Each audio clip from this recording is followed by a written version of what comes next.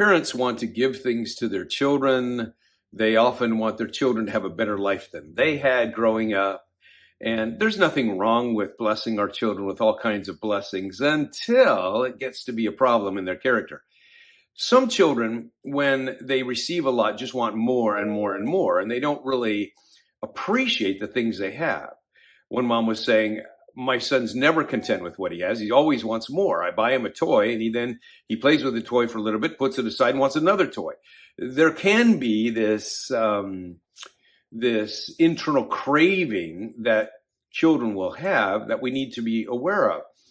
Let's talk about overindulgence. What is overindulgence? Because we don't want to be to the place with our children where we're giving them more than what is good for them or whatever. I mean, we want to bless our children, but we have to teach them how to manage this. And I think that we need to define overindulgence differently. And overindulgence isn't just giving our kids a lot of stuff.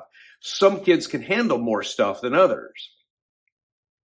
So I think this is an individual issue, and even in the family, some children can handle more than others in their hearts. It's a heart issue. So the issue is this. Some children can handle more, and so giving children more than their character can withstand is a better definition of overindulgence. And so if a child is developing this attitude of entitlement that you owe me, or I'm unhappy, therefore your job is to please me, then we have a problem.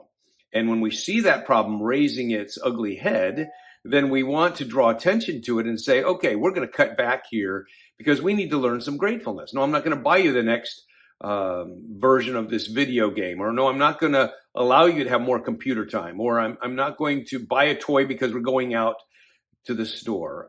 I think that we want to teach our children how to live within limits and to be content in the midst of that. I think that's going to be a key element. There's a great verse in Proverbs 30, verse 8 and 9 that says this: give me neither poverty nor riches, but give me only my daily bread. Otherwise, I may have too much and disown you and say, who is the Lord? Or I may become poor and steal and so dishonor the name of my God.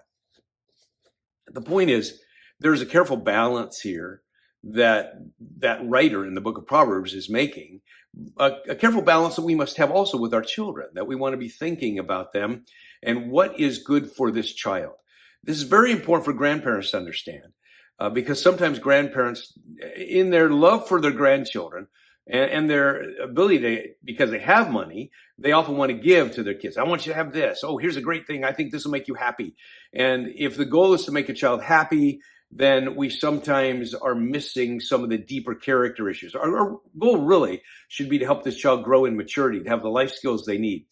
And when a child is demonstrating this attitude of entitlement, or this lack of gratitude, or always this hunger for more, I got to have more, I got to have more, I got to have more, then when that takes place, we need to take some action. We need to say, I think we have a problem here. Let's do some work to try to live within limits. Let's practice accepting no as an answer. Let's practice enjoying the things we have instead of always wanting more. When we do that with children, I think we're giving them a gift. We're teaching them about the life in the future when they get to be older, because there's always this desire to want more and more and more. And when we help our children to live with what they have and be grateful for what they have, then good things happen inside of their hearts. So let's look for ways to help children not just be happy, and not just to give them all kinds of things we want them to have because we didn't have them maybe growing up and bothered us now that we don't have them, but rather keep in mind the child's character. And is the character of this child ready to have more, or do we need to pull back a little bit in order to help this child develop the life skills they need to handle life for the rest of their lives?